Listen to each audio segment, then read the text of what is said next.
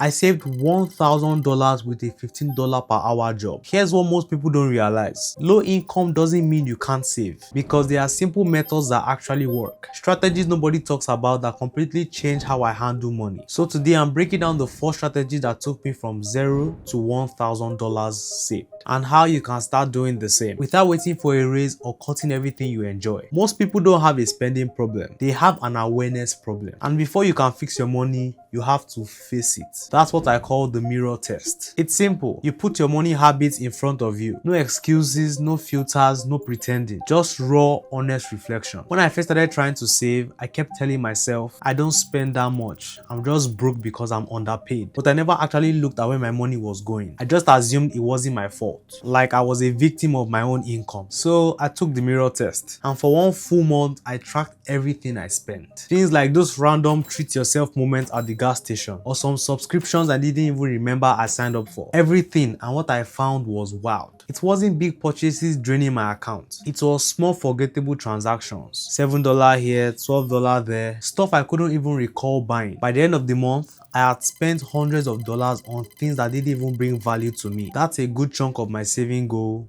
gone. Not because I wasn't making enough, but because I wasn't watching. The mirror test gave me clarity, and that clarity gave me control. Now maybe you're thinking tracking sounds like too much work, or I don't spend that much anyway. But here's the thing, you can't change what you can't see, and until you actually track your spending, you are just guessing. So here's your challenge. For the next 7 days, take the mirror test. Track everything, no matter how small. Use a notes app, a spreadsheet, or a free budgeting app. Whatever feels easy enough that you actually stick to it. Don't try to fix anything yet. Just reflect. This isn't about being perfect. It's about being honest with yourself. Once I did it, I couldn't unsee what was happening. And that awareness, that's what helped me stop wasting money and start stacking it. Once I passed the mirror test, I saw exactly where my money was slipping through. It wasn't that I didn't have money. It's that I was letting it disappear without noticing. So I started using what I call the payback pocket. Here's how it works. Every time you don't spend money on something you normally would, you don't just ignore it. You take that money and pay yourself with it. It's money you are already prepared to spend. So instead of letting it vanish into thin air,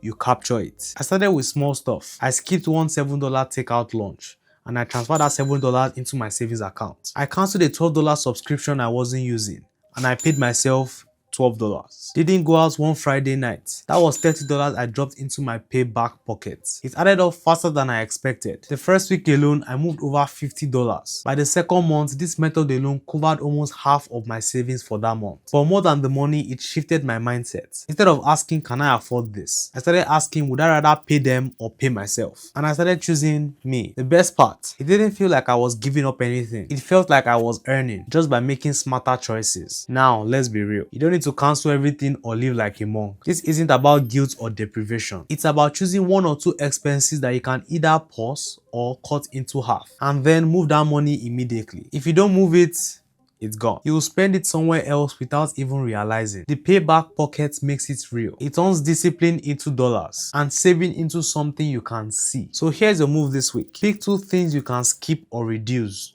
Just 2. Then whatever you would have spent, just move it. Transfer it, track it, physically separate it. You already work hard for your money. Now it's time to make some of it work for you. Tracking helped me face the problem. The payback pocket helped me start saving manually. But it wasn't until I built what I call the set and forget system that things really took off. Here's the truth. Most people don't struggle to save money. They struggle to remember to save money. We try to be responsible. We say, I'll save whatever is left at the end of the month. But let's be honest, there's never anything left. I'll get to the end of the month and check my account and go, wait, where did it all go? That's because spending expands to fill whatever is available. It's called Parkinson's law. Your expenses rise to match your income. And if you don't take your savings off the table first, it's already gone. That's where automation changes everything. Instead of saving after I spent, I started saving before I even saw the money. I set up a recurring transfer of $20 per week into a separate savings account. It wasn't a lot, but it was consistent. No thinking, no motivation needed. And because it never sat in my main account, I didn't really feel the loss. The first few weeks, I was nervous. What if I need that money? But I adjusted.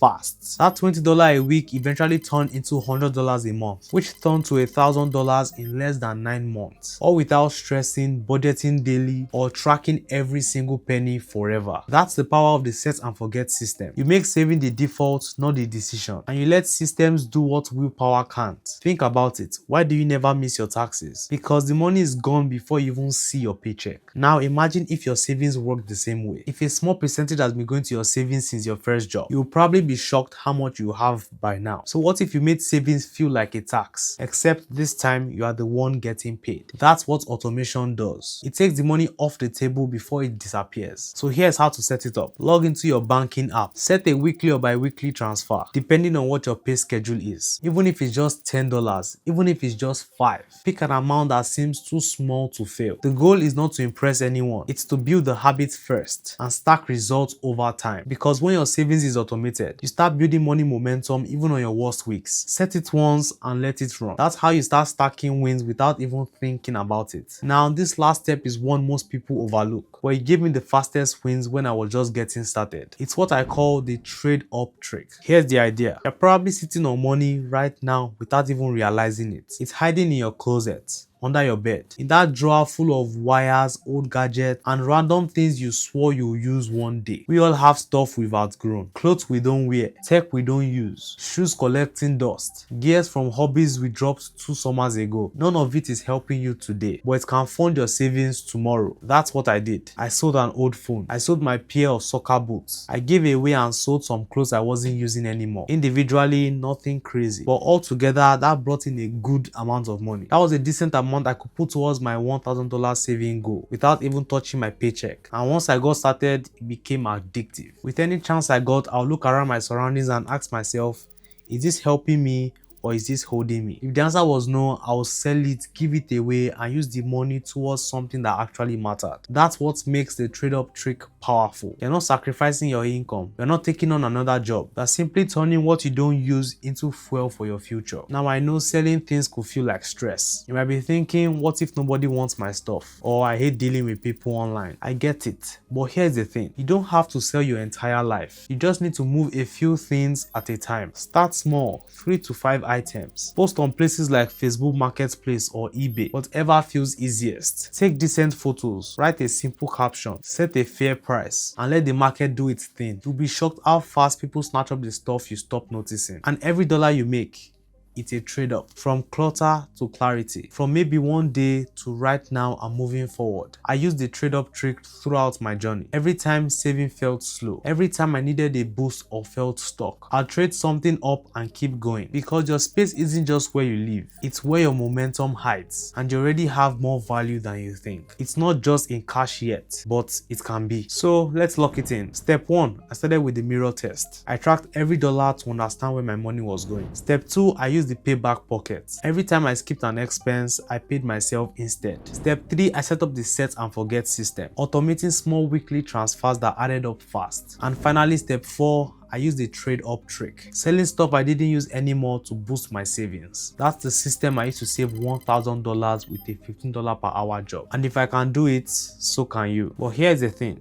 Saving is just the first step, because what really matters is what you do after that. And most people, they make the mistake of falling back into the same habits that left them broke in the first place. That's why in this video, I'm breaking down the money habits that are keeping you broke and how to replace them with habits that actually move you forward. Remember, the path is yours to walk, and as always, I'm in your corner rooting for you.